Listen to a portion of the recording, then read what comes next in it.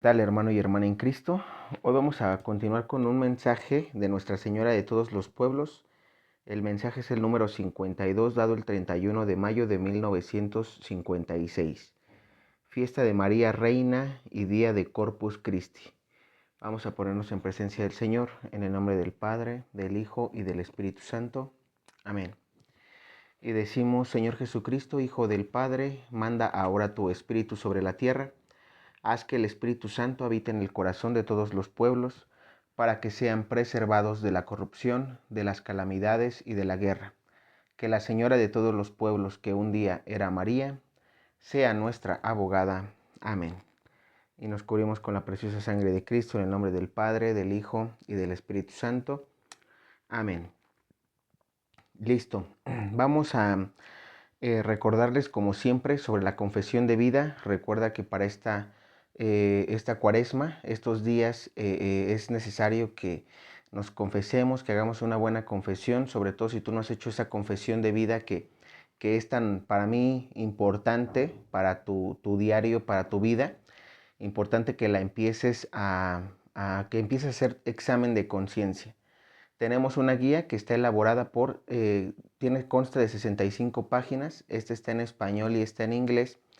Voy a dejar mi correo electrónico para que tú puedas mandarme un mensaje y yo te pueda hacer llegar la guía. También vamos a dejar en el primer comentario los 6 videos donde explicamos esa guía. Esa guía está impresa, tú la puedes imprimir, la puedes encuadernar como está aquí el caso. Y lo que tienes que hacer es, a través de los videos, ir leyendo la guía.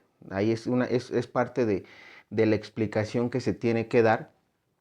Es importante que veas los videos para que te vayas guiando. ¿Por qué? Porque a veces, leyendo solamente la guía, hay pecados que son entendibles, pero hay algunos que necesitan de una explicación un poquito más profunda, sobre todo si no entiendes, no sabes de los dogmas de fe de la Iglesia Católica, o si los lees no los comprendes. Es importante que para eso veas los videos. En fin, una vez dicho esto, vamos a comenzar con el mensaje, que dice así: La vidente es puesta a la prueba. Al final de la Santa Misa en la iglesia de Santo Tomás por la mañana, oigo de repente la voz de la Señora diciendo clara y apremiantemente: Yo vendré hoy. Pídele a tu obispo que traiga la imagen de nuevo a la iglesia antes de la hora tercia. Yo respondo: no voy a hacerlo. De todas formas, ellos no me creen. Nota: en el año anterior, el 10 de julio de 1955, el párroco había sacado en silencio el cuadro de la Señora de la capilla y lo había guardado en la casa parroquial.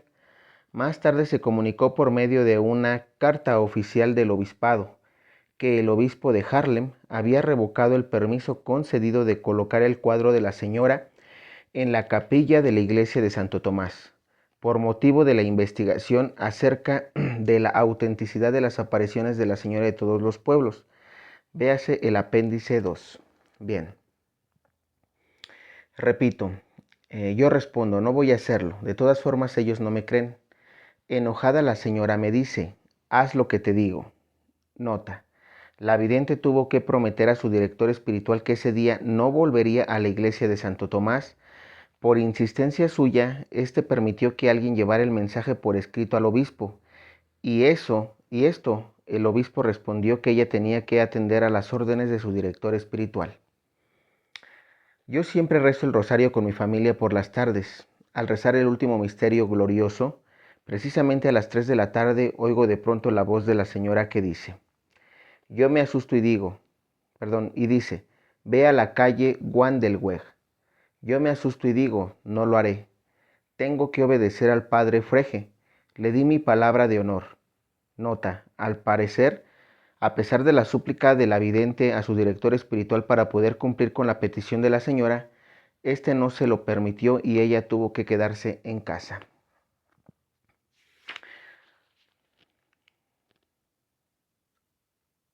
Yo me asusto y digo: no lo haré. Tengo que obedecer al padre Frege. Le di mi palabra de honor. Haga usted otra cosa, pues usted nos tiene que ayudar. Por la noche, como a las 8:30, oigo de nuevo la voz de la señora que dice: vendré hoy de todas maneras. Yo le pregunto: ¿pero dónde? Aquí, avísales y di esto a tu párroco. Yo digo, no lo haré, porque no puedo hacer nada sin el padre Frege y no lo hice. Bien, vamos a detenernos aquí tantito porque es importante este mensaje. Bueno, lo considero importante por lo que vamos a ver. Primero observamos cómo se le da la orden, o más bien se quiere llevar el cuadro, la imagen de Nuestra Señora de todos los pueblos, a la parroquia, ¿no? A la iglesia de Santo Tomás, allá en Haarlem. ¿Qué es lo que pasa? Nuestra Señora da un mensaje a Aida Pierdiman, pero el director espiritual pareciera que le dice otra cosa, ¿no? Es decir, aquí muchas veces, y eso es algo muy importante que se debe de identificar en un verdadero profeta, cuando nuestro Señor Jesucristo, cuando el Padre Yahvé, cuando el arcángel San Miguel o algún arcángel, así fuera Gabriel, por ejemplo, que se le aparece a la Virgen María, ¿no? Cuando hay algún mensaje profético por parte de algún santo o de Dios directamente, si el director espiritual de esta persona no le autoriza a hacer lo que la Virgen le haya dicho directamente o Jesús le haya dicho directamente, si el director espiritual de ese profeta o de esa profeta no le autoriza o le dice algo contrario a eso, como en el caso de Aida Pierdiman, ahí estamos dándonos cuenta de algo. Fíjate cómo nuestra madre le menciona que tenía que haber hecho algo y esta Aida Pierdiman no lo hace. Dice, aquí avésales y dile esto a tu párroco. Aida Pierdiman contesta, no lo haré porque no puedo hacer nada sin el padre Frege. Es decir, está obedeciendo. Ella en esa parte de la obediencia a su director espiritual cuenta mucho más que lo que la propia Virgen María le está diciendo, no porque sea mayor el padre, el director espiritual de Aida Pierdiman o cualquier director espiritual de un profeta, no es mayor, digamos, la jerarquía, hablando espiritualmente. Obviamente sabemos que ante todo está Dios, pero y muchos podrán decir, oye, ¿qué hay de la obediencia a Dios antes que al hombre? Mucho cuidado. Aquí sabemos que esa cita bíblica es correcta, San Pedro la menciona, pero tenemos que ser también muy cuidadosos en esta parte. ¿Por qué? Porque no es que el director espiritual esté en contra del mensaje profético de la vidente o de la profeta, sino que a veces por prudencia ellos consideran que no es momento de dar un mensaje o de que ella diga, haga lo que la Virgen o lo que Dios le ha dicho. Eso es lo que los directores espirituales en ocasiones tienden a hacer con un profeta verdadero. Por esa razón es que aquí Aida Pierdiman se niega a pesar de que la Virgen le está hablando directamente. Vamos a verlo más adelante y dice, la señora ha venido por la promesa. Después de la adoración vinieron algunos conocidos un momento a decirme cómo había ido todo y a contarme lo bonito que había sido. A las 10 en punto la habitación se inundaba de luz. Muy lentamente de esa luz va emergiendo la señora. Cuando la señora ya está ahí dice, por estos que están aquí he venido hoy. Y señala el grupo de gente que está sentada alrededor. En verdad te digo que el Señor Jesucristo, según su promesa, os ha enviado aquí a la Señora de todos los pueblos. Díselo a tu obispo, díselo a tu director. Nota. Ese día se rezaba el rosario en la iglesia a las 2:30 de la tarde, después de cada misterio. Se rezaba la oración de la Señora. Había casi 500 personas presentes. Rezaron todo el día hasta que empezó la adoración por la noche. La obediencia. Ahora la señora me mira sonriendo mientras dice, has hecho bien. La obediencia tenía prioridad. La señora espera un momento y luego dice, yo te he dicho, ve a la calle Wendelweg. La señora me vuelve a sonreír y dice, has obedecido, así sea. Así lo ha querido el Señor. Luego la señora hace de nuevo una pausa y mientras mira a lo lejos dice, por la ciudad entiendan bien lo que la señora quiere decir con esto. Por el bien de la ciudad, la señora ha querido esta obediencia. Y miren que aquí precisamente aquí nuestra madre es lo que mencionaba hace ratito. Cómo a través de la obediencia nuestra madre le menciona que es correcto que ella haya obedecido a su director espiritual antes que obedecer a la Virgen propia, o a nuestro Señor Jesucristo. Esto lo sabemos por varios profetas. Cuando tú vas estudiando profecías, mensajes proféticos, nos vamos dando cuenta de esto. Esto es muy importante. ¿Por qué? Porque muchas veces cuando tú veas que un profeta no obedece el director espiritual, entonces allí hay que tener cuidado. ¿Por qué? Porque entonces esa persona se puede extraviar. Es muy importante la obediencia al director espiritual tratándose de un verdadero profeta. Y luego dice, el lugar de la nueva iglesia. Entonces la señora hace una larga pausa, después dice mirando a su alrededor. Ahora la señora te va a mostrar como como testimonio para los aquí presentes dónde y cómo se construirá la iglesia de la señora de todos los pueblos. Otra vez la señora se queda callada por largo rato. De repente es como si estuviéramos en un prado. La señora me muestra claramente dónde ha de construirse la iglesia. Ella señala a la izquierda y dice, fíjate bien, no allá sino acá, e indica a la derecha. Ahora yo te lo muestro, después tú lo dirás a los demás. Ahora veo claramente el lugar, un campo con árboles y una glorieta al sur de la calle Wandelweg. La señora repite, fíjate bien. Ella espera y luego prosigue. Les costará trabajo, es un terreno grande que más tarde estará rodeado por media ciudad. Veo entonces un terreno grande, rodeado de casas y edificios nuevos. Una parte del dique que ahora se encuentra allí ha sido removida. La iglesia vista desde afuera. De pronto veo una iglesia en el lugar indicado por la señora.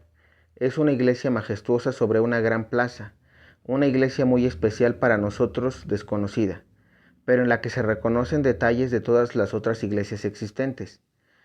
La parte posterior es de estilo oriental, la parte de la fachada es de un estilo más occidental.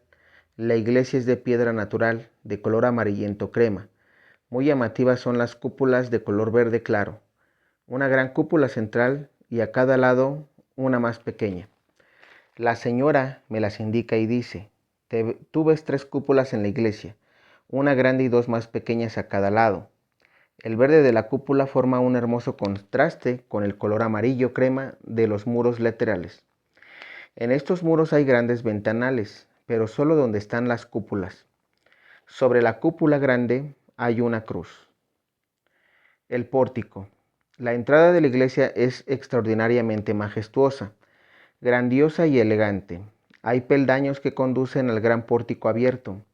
Ese pórtico tiene en la parte frontal, 4 enormes columnas, adornadas tanto en la parte superior como en la inferior. Las columnas no son lisas, sino extraídas de arriba y abajo.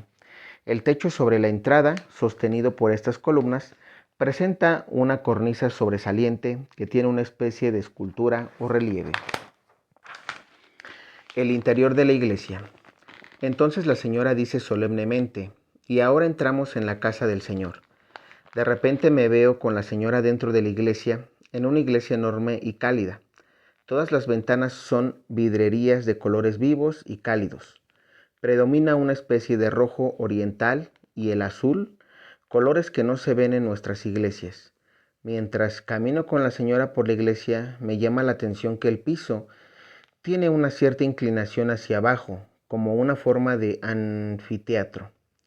También llama la atención que todo en la iglesia está dispuesto en semicírculo. Todo es redondo dentro de la iglesia y por encima de la iglesia.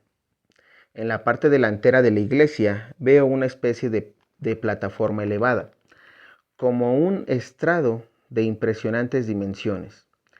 Tiene escalofones redondos por la parte de delante. También los asientos son de forma redondeada. Delante de la plataforma veo comulgatorios. Los altares. Sobre la plataforma hay 3 altares, colocados en semicírculo. La señora indica el lugar del medio y dice, en el centro la cruz, el milagro cotidiano, el altar del sacrificio de la cruz.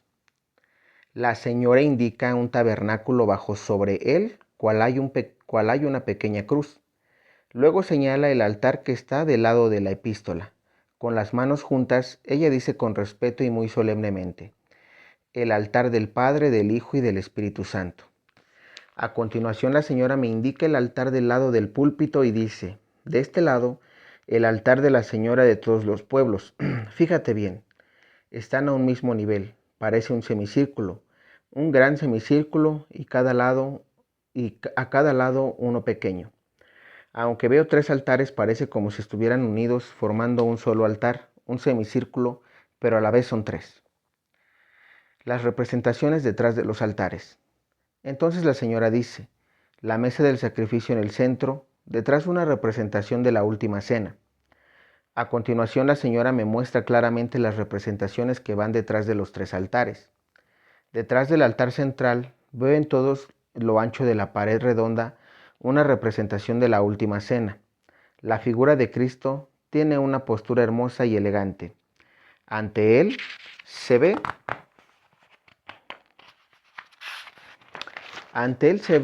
el cáliz. En sus manos tiene una hostia. Es como si él estuviera partiendo la hostia. Alrededor están los apóstoles, medio reclinados a la mesa. Luego la señora va conmigo al lado de la epístola y dice, ahí ves el Padre sentado sobre el globo terrestre. En la pared del fondo del lado de la epístola veo una representación del Padre, del Hijo y del Espíritu Santo. La figura que representa al Padre está sentada sobre el globo terrestre.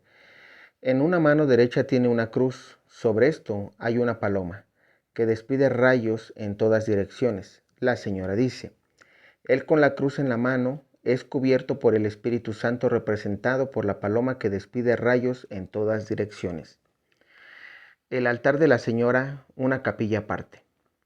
Ahora la señora me señala del lado de la epístola y dice, el altar de la señora representa la forma en que yo vengo. Veo entonces una representación de la señora de pie sobre la esfera terrestre. Detrás de ella está la cruz y alrededor del mundo las ovejas. Las 3 representaciones están esculpidas en un tipo de madera oscura. También la representación de la señora de todos los pueblos. Esto me sorprende mucho y parece que la señora se da cuenta de ello.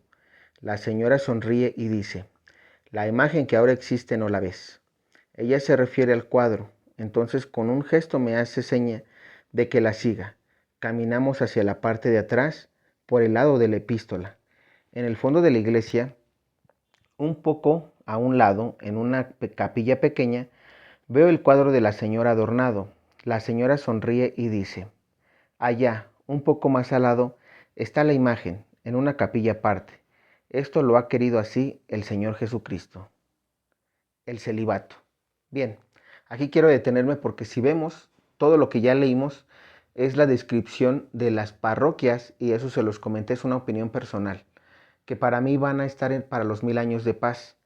Todos este tipo de iglesias o parroquias que van a existir o que se van a construir, van a estar, digamos, van a tener este tipo de altares, sobre todo el altar. Si se dieron cuenta, en el altar va a estar dividido en 3 partes, la parte central, de la derecha y de la izquierda, como aquí nos los describen, ¿no? La parte central con nuestro Señor Jesucristo, en la parte, me parece que es derecha, ahorita ya no me acuerdo, derecha o izquierda, pero en las 2 partes laterales va a estar un altar especial para nuestra Madre, la Señora de todos los pueblos, y del otro lado la Santísima Trinidad.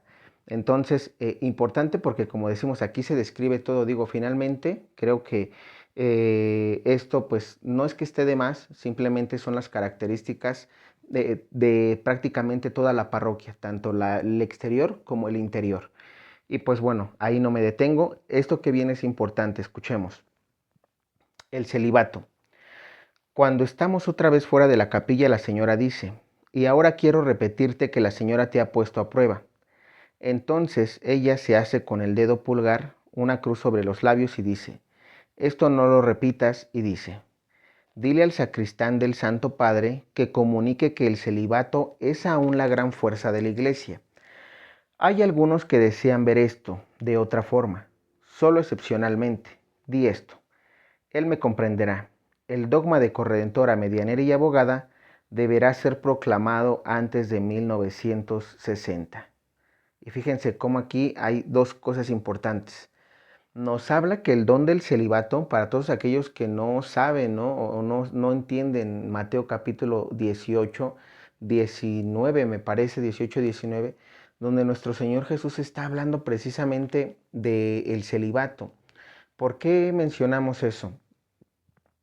Recuerda que primero, ¿el don del celibato existe? Sí, la Biblia es clara y ahorita vamos a leer esta parte porque sí me interesa. Creo que no es ni 18 ni 19, es el 12.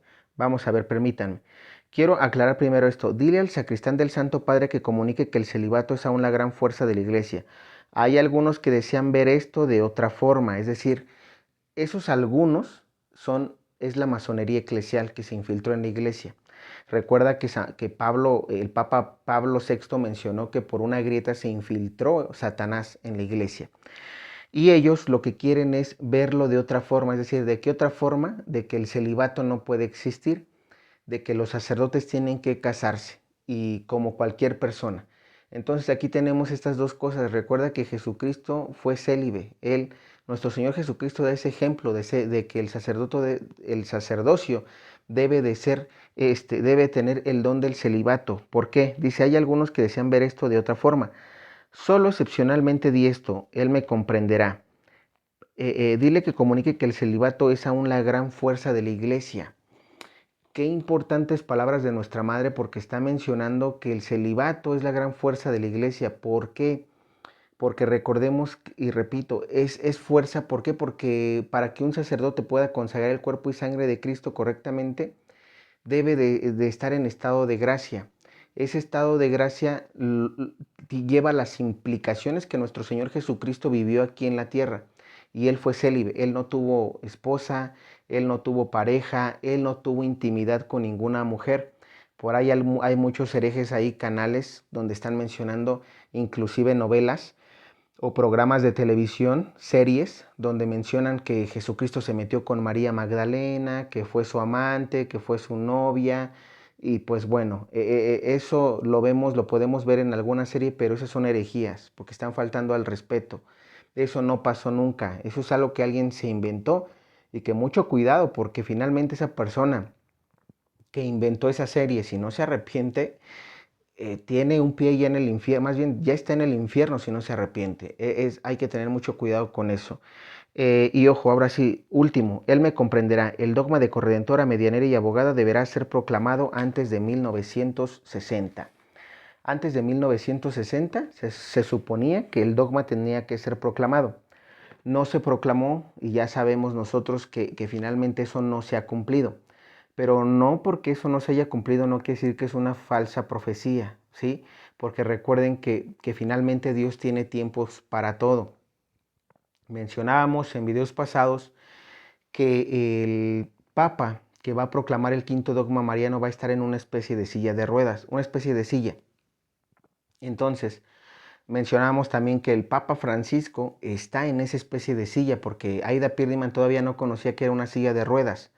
Entonces ella, a través de estos años, obviamente de hace 60 a 70 años aproximadamente, ella en esa visión que tiene ve una especie de silla.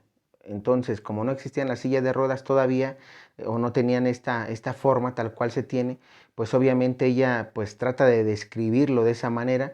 Y como decimos, en la opinión personal, yo sí estoy seguro de que el Papa Francisco va a ser quien proclame el dogma, aunque él se haya expresado mal de nuestra madre, como ya lo hemos analizado en videos pasados.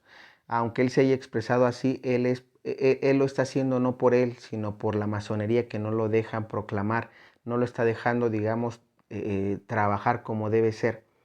Bien, vamos a leer esta parte de Mateo que les había mencionado para que veamos, porque sí necesitamos que vean que son mandamientos de nuestro Señor, que no es algo que simplemente nuestro Señor se lo haya inventado. ¿Y por qué es importante esto? Porque si no empezamos a leer la Biblia, si no empezamos a comprender mucho, sobre todo los hermanos separados, ellos no entienden el don del celibato. ¿Por qué? Porque ellos piensan que todos deben de casarse. Para ellos, pues todos deben de casarse, el don del celibato no existe, e inclusive ponen de excusa de que Pedro tenía suegra, etcétera. Y eso también hay que explicarlo, ¿no? No sabemos si Pedro, si bien es cierto que la Biblia dice que Pedro tenía suegra, no sabemos si la esposa ya había fallecido, eso hay que tenerlo bien claro. No sabemos si Pedro tenía hijos, porque la Biblia no lo menciona. Y no sabemos si Pedro dejó esposa e hijos por seguir a Jesucristo. Como dice, todo aquel que deje padre, madre, hijos, hijas o hermanos por el reino de los cielos, por mí, tiene ganado el reino de los cielos, ¿no? Es decir, no sabemos si Pedro cumplió también con esa otra característica. Y así como los hermanos separados a veces en esa parte de querer sembrar cizaña, ponen esa excusa. ¿Por qué? Porque ellos no pueden estar sin mujer. ¿Por qué? Porque no tienen ese don. Para tener para poder estar célibe, para poder no tener una mujer, necesitas ese don del celibato. Y vamos a escucharlo, si es Mateo 19, escuchen lo que dice.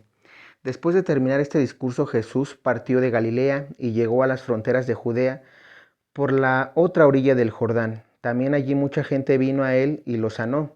Se le acercaron unos fariseos y lo pusieron a prueba con esta pregunta. ¿Está permitido a un hombre divorciarse de su mujer por cualquier motivo? Jesús les respondió, ¿no han leído que el Criador al principio los hizo hombre y mujer? Y dijo, el hombre dejará a su padre y a su madre y se unirá con su mujer, y serán los dos una sola carne. De manera que ya no son dos, sino una sola carne. Pues bien, lo que Dios ha unido, no lo separe el hombre. Los fariseos le preguntaron entonces, ¿por qué Moisés ordenó que se firme un certificado en el caso de divorciarse? Jesús contestó, Moisés vio lo tercos que eran ustedes y por eso les permitió despedir a sus mujeres. Pero al principio no fue así. Yo les digo, el que se divorcie de su mujer fuera del caso de unión ilegítima y se casa con otra comete adulterio. Los discípulos le dijeron, si esa es la condición del hombre que tiene mujer, es mejor no casarse. Jesús les contestó, no todos pueden captar lo que acaban de decir. Repito, Jesús les contestó, no todos pueden captar lo que acaban de decir, sino aquellos que han recibido este don. Hay hombres que han nacido eunucos, otros fueron mutilados por los hombres, hay otros todavía que se hicieron tales por el reino de los cielos. Entienda el que pueda. Aquí es donde encontramos el don del celibato. No dice don del celibato tal cual. Aquí Jesús les contestó, no todos pueden captar lo que acaban de decir. ¿Qué dijeron? Señor, entonces es mejor no tener mujer. Si esa es la condición del hombre, mejor no me caso. Mejor no tengo mujer, mejor no tengo esposa. Y Jesús les dice, no todos pueden captar lo que acaban de decir, sino aquellos que han recibido ese don. O sea, todos los que han recibido ese don pueden entender que el celibato sí existe, que un hombre puede estar o vivir sin una esposa, sin una mujer, sí se puede, pero solamente aquellos que han recibido ese don. Y luego dice, hay hombres que han nacido eunucos. Aquí Jesús está explicando el don del celibato, no textualmente, sino lo está dando a través de esta pequeña parábola. Hay hombres que han nacido eunucos. Para ellos debemos identificar qué es un eunuco. Un eunuco es un hombre, un varón, hay tres tipos de eunucos. El primer caso dice, hay hombres que han nacido eunucos. Un hombre que ha nacido eunuco es un varón que tiene aparato reproductivo, pero que está mal de su aparato reproductivo, es decir, no puede tener hijos porque nació mal, tal vez no tiene un testículo o tal vez tiene un problema digamos, para procrear, para poder tener hijos. Y luego dice, otros fueron mutilados por los hombres. Segundo caso de los eunucos. Los varones que fueron mutilados por los hombres se refiere, en el Antiguo Testamento, los reyes podían tener varias mujeres, pero al mismo tiempo tenían a su cargo a otros hombres. Esos hombres que eran, digamos, los escoltas, eran los guardaespaldas para que ningún otro hombre se metiera con las mujeres de los reyes, ¿sí? ¿Y qué era lo que pasaba? A ellos digamos, los mutilaban, que era, les cortaban el pene. Entonces, como les cortaban su aparato reproductor, ellos ya no podían meterse con las mujeres. A eso se refieren los eunucos que dicen, otros fueron mutilados por los hombres. Esos son eunucos que el propio hombre los hizo eunucos. Y luego dice, hay otros todavía Aquí viene el tercer tipo de eunucos del don del celibato. Hay otros todavía que se hicieron tales por el reino de los cielos. Y Jesús dice, entienda el que pueda, entienda el que pueda. Los eunucos hechos por el reino de los cielos son aquellos que tienen su aparato reproductor bien, que pueden, digamos, procrear, sí pueden dar vida, sí, a través del aparato reproductor, pero que simplemente es un don. Y ellos saben que pueden estar sin una mujer, ellos no lo necesitan. Esos son los sacerdotes célibes, los sacerdotes que tú escuches que no están casados y que han ejercido su sacerdocio así, son los sacerdotes eunucos hechos por el reino de los cielos, porque tuvieron ese don por parte de Dios. Eso es lo que debes de entender y de cómo tú le puedes explicar a un hermano separado de cualquier doctrina que no cree que un hombre pueda estar célibe, que para ellos todos los hombres deben de casarse, porque si no existen los casos de abuso a menores o los escándalos que la iglesia tiene.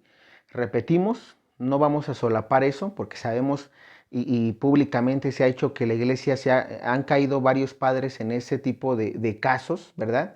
Pero precisamente es eso, que ellos no tenían ese don, no tenían por qué prepararse, para pronto no tenían, pudieron prepararse, pero no tenían que haber sido ordenados como sacerdotes, porque no era su ministerio, no tenían ese don del celibato. Ellos tenían que formar una familia, tenían que casarse, tener los hijos que Dios les diera y vivir como cualquier persona en matrimonio. El matrimonio no es malo, pero tienes que identificar como varón qué don, si tienes ese don, adelante, y si no, cásate. No, Jesús no está en contra del matrimonio, ¿vale? Entonces solo por aclarar eso, y aquí entonces vemos, ahora hay que comprender ahora sí por qué la Virgen dice que el celibato es aún la gran fuerza de la iglesia, y ahorita tristemente lo quieren quitar a través de los mensajes proféticos que estamos viviendo, a través del sínodo que se viene, el sínodo de la sinodalidad, y si no es que uno más adelante, van a querer quitar el don del celibato y van a querer que todos los sacerdotes se casen forzosamente. Quitando el don del celibato, la iglesia pierde fuerza. Porque, repito, Jesús, a imitación de Jesús, los sacerdotes deben de ser célibes. Bien, continuamos. La imagen en público. Entonces la señora dice, a ella no la llevarán al lugar donde se ha de construir la iglesia. Pide para que la imagen pueda ser llevada en público. Ve ahora cómo en un relámpago la capilla de la iglesia de Santo Tomás. Más tarde, la imagen será trasladada a la casa del Señor Jesucristo. De nuevo veo la iglesia de la señora que será construida en el futuro. La señora espera otra vez un momento y luego dice, ahora he hablado para todos los pueblos. Di esto, cuando la imagen sea devuelta, la señora dará su bendición. El milagro de Caná. La señora espera un momento y entonces continúa. Aún tengo que dar una respuesta. La señora de todos los pueblos habló y habla. Por la voluntad del Señor Jesucristo, ahí donde Él está presente, la señora hace nuevamente una pausa y dice, ¿acaso el mismo Señor Jesucristo antes de hacer su gran milagro? Y ahora la señora habla con voz baja y marcando las palabras. La transformación de agua en vino, ¿no esperó a que su madre hablara? Repito esto. ¿Acaso el mismo Señor Jesucristo antes de hacer su gran milagro, la transformación del agua en vino, no esperó a que su madre hablara? Él hubiera hecho su milagro, pero esperó a que su madre hablara. ¿Comprendes? Esta es mi respuesta a los que no han podido entender que la señora viniera el 31 de mayo de 1955 a la iglesia de Santo Tomás. Nota. Ese día la señora había venido durante la exposición del Santísimo. Muchas personas se escandalizaron de esto. Ahora la señora hace otra vez una pausa. Ella mira con tristeza a las personas que vinieron a visitarnos esa noche después de la adoración y dice, la señora dice esto también para esos pobres extraviados. Este pensamiento les ayudará a comprender el lugar que la señora tiene en relación con su Señor. Transmite todo correctamente. La señora mira ante ella con tristeza y dice, yo he querido traer un mensaje serio y a la vez una buena nueva. Pide que la imagen pueda ser llevada en público. Entonces la señora se va lentamente muy lentamente. Y aquí es algo que a mí me gusta, con eso terminamos el mensaje, porque las personas que estaban ese día en la parroquia de Santo Tomás estaban en adoración ante el Santísimo. Y hubo un milagro porque la señora se aparece y la gente se queda escandalizada, como esperando que el que se apareciera fuera nuestro Señor Jesucristo, porque estaban adorando a Jesús Eucaristía. ¿Y qué es lo que pasa? Ellos, al ver la aparición de nuestra Madre, se escandalizan porque, como diciendo, ¿por qué no se presentó Jesús y se presenta María si estamos adorando a Jesús? Y pareciera que fuera como los hermanos separados que de repente dicen, oye, adoran a María. No, aquí nuestra Madre explica, cuando se hizo el milagro de las bodas de Caná, fue porque nuestra Madre habló, ella fue la que abogó. ¿Jesús pudo haber transformado el agua en vino? Sí. Sin embargo, vemos que fue por la Virgen María, su madre, que él hizo ese milagro. ¿Por qué? Porque todavía le dijo, cuando la Virgen le dice que ya no tienen vino, ¿qué le dice Jesús? ¿Y qué quieres que haga yo, no? ¿Qué quieres que haga yo? Y la Virgen no le contesta, simplemente ¿qué es lo que hace? Jesús le dice, todavía no llega mi hora. Mujer, ¿qué quieres que haga? Todavía no llega mi hora. Esas son las palabras que nuestro Señor Jesús le dice a nuestra madre. Sin embargo, ella sabe que puede hacer el milagro. Por eso nuestra madre dice, esto lo digo para que sepan qué lugar tengo yo. Y es que miren, no sé por qué digo, finalmente esto creo que nosotros lo comprendemos más hoy en estos días. Yo creo que no nos escandalizaríamos nosotros si en adoración se nos presenta nuestra madre, al contrario, estaríamos contentos, porque sabemos que nuestra madre es ese tabernáculo, ¿no? Donde está encerrado, es ese sagrario donde está nuestro Señor Jesucristo. Recordé, ¿por qué? Es una forma de representar, digámoslo así, el embarazo de nuestra Madre, la Virgen María, porque ella finalmente lo cuidaba a nuestro Señor Jesús en su vientre. No, por eso muchas veces los padres marianos saben que ese sagrario, que el sagrario está representando a nuestra Madre, la Virgen María, porque está cuidando a su hijo en la Eucaristía, en el pan y el vino. Entonces, digo, esto simplemente lo quiero aclarar para no caer, digamos, en esto que las personas de Holanda, ¿no? Como que se espantaron, como que se asustaron, como que hubo que, digamos, un cortocircuito dentro de su mente, ¿no? Y pues bueno, simplemente allí queda. Creo que estuvo el mensaje interesante. Ya nos quedan 3 mensajes más para concluir y vamos a leer los apéndices para que sepamos un poquito más de la profecía y que la concluyamos bien. Después empezaremos a leer el libro de las glorias de María, de San Alfonso María de Ligorio, el cual también está muy interesante porque habla de nuestra Madre. Vamos a continuar en este canal hablando de nuestra Madre, la Santísima Virgen María. De mi parte es todo. Si hay dudas en los comentarios, que Dios te bendiga.